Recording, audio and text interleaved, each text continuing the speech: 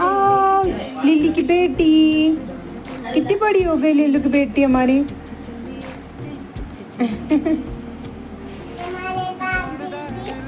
हाँ, अभी हम लेकर जा रहे हैं उसको उसके मम्मी के पास।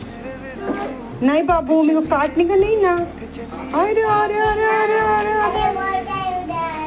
अरे अरे अरे, चलो हम लेकर जा रहे हैं उसको हमारे घर पर।